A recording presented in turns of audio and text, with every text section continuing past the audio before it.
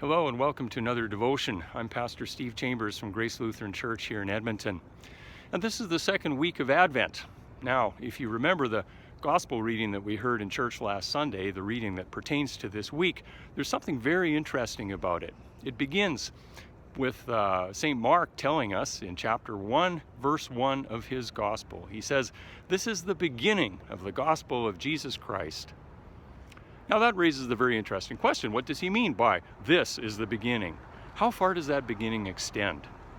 One answer could be that the beginning of the gospel of Jesus Christ includes that part that we heard as our gospel on Sunday, right up through the end of the preaching of John the Baptist. Is that the beginning? Could be.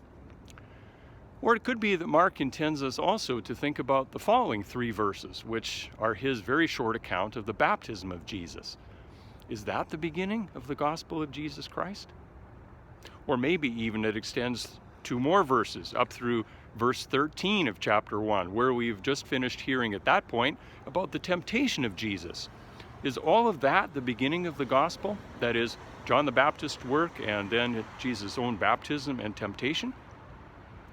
Well, yet another possibility is that the beginning of the gospel of Jesus Christ extends through the whole story that Mark tells, right up through the end of his gospel in chapter 16, because that story leaves us kind of hanging at the end, with the women at the tomb afraid to say anything to anyone as they leave the tomb and go back into Jerusalem. Is that the beginning phase of fear on the part of the disciples? Well,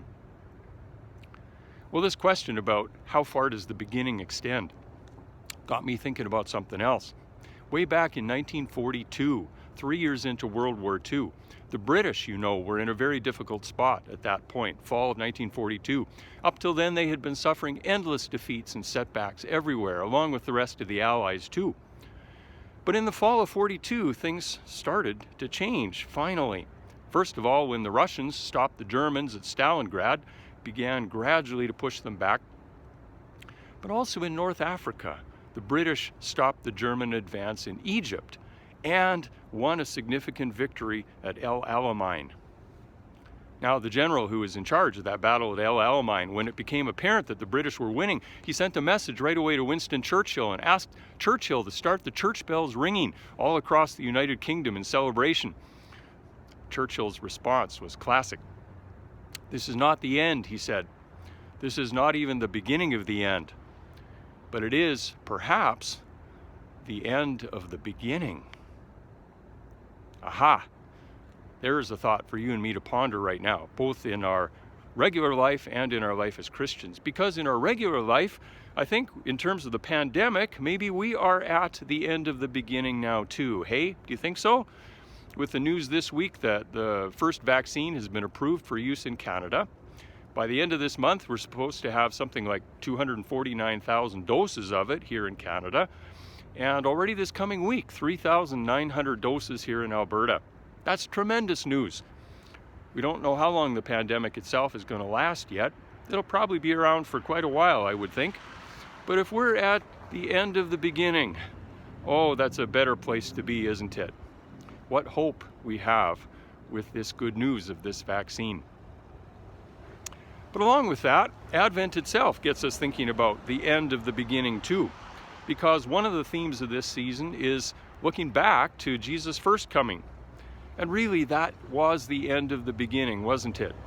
Because with his death and resurrection, he brought us into a different relationship with death than we have ever had before. You might even think of it in terms of a first vaccine, a first dose of that vaccine, having been administered when Jesus rose from the dead in our behalf. Death no longer has the fear over us. It no longer holds us in fear the way it once did. We know that its outcome will not be fatal. That's an interesting thought to pursue, isn't it? And yet also in this season, we long for Jesus to come again. That's the other theme of Advent. We need that second dose of the vaccine that he alone can give to take away the final effects of death and wipe it away completely once and for all. That's the great promise that we cling to, you and I as Christians. I love the way that St. John talks about it in chapter 20 of his Revelation, where he says, "Behold, the dwelling place of God is with men, and he will dwell with them.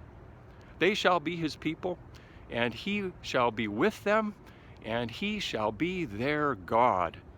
He will wipe away every tear from their eyes, for death itself shall be no more, neither shall there be mourning, nor crying, nor pain any more, for the former things have passed away. Okay, so here we are right now, just preparing for Christmas. Hey, the first coming, the beginning of the end, being at the end of the beginning, even as we long for the beginning of the end, that's a pretty good place to be. May the hope of the gospel and the coming of our Lord Jesus bring you relief from your anxiety and comfort and hope and joy aplenty. Till next time, bye for now.